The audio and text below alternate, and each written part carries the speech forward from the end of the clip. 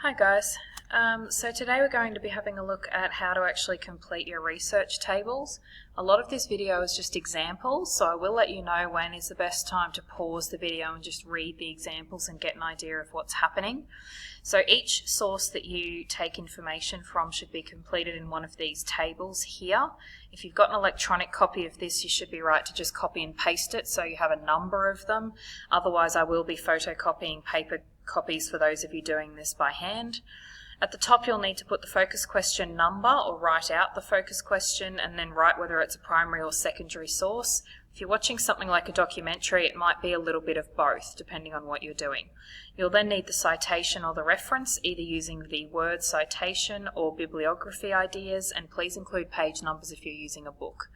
In here you put your notes, point form or quotes word for word. And over here you do your reflections where you reflect on the source. More information on that in a moment.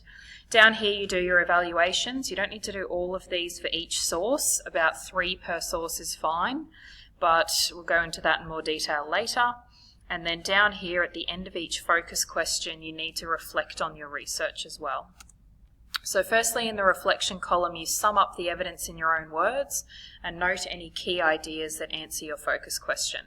Any patterns between the sources you write down as well. Corroboration that you've got you note down, or you can mention that you need to find corroboration.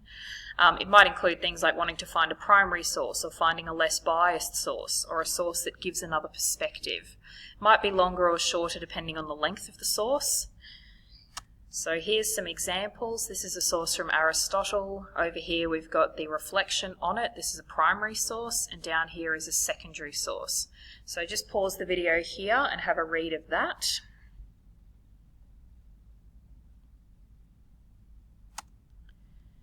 Secondly, once you have your notes and your reflection, you then need to evaluate. It's really important for your research. It's something a lot of people have trouble with, but it's necessary for the grades, both for your research and for the essay grades. Pick at least 3 bits of evaluation per source and try to use each type at least once. So make sure you're not just using the same 3 over and over again.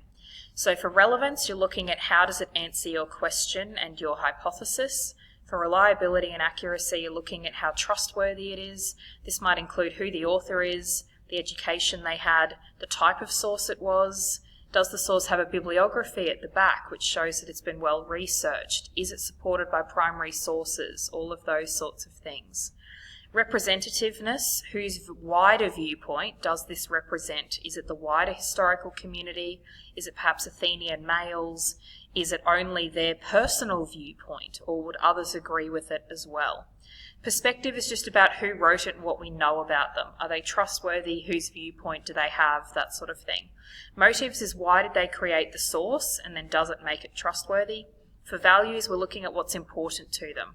Is it modern historical values, power and control, the record of history, continuing their empire, self-promotion, wanting to get into heaven? What sort of thing is important to them based on the type of source it is? And then finally we have bias. So what sort of bias do they have? Is it a gender bias, a political bias, perhaps no bias that's really obvious? That sort of idea. So this is an example of a secondary source. Remembering you don't need to do all of these each time. You might just pick 3. And you don't always need to have full sentences. As you can see down the bottom here, some of it's just short sections. That's fine too. So just pause the video here and have a read of that example.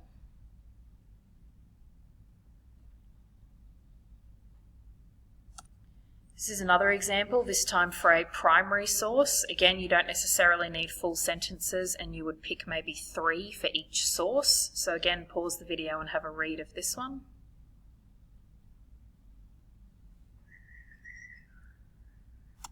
This is another example of a primary source, a little bit different this time. Again, have a read, have a look, and keep in mind that you don't necessarily need the full sentences. So just pause the video here to have a look.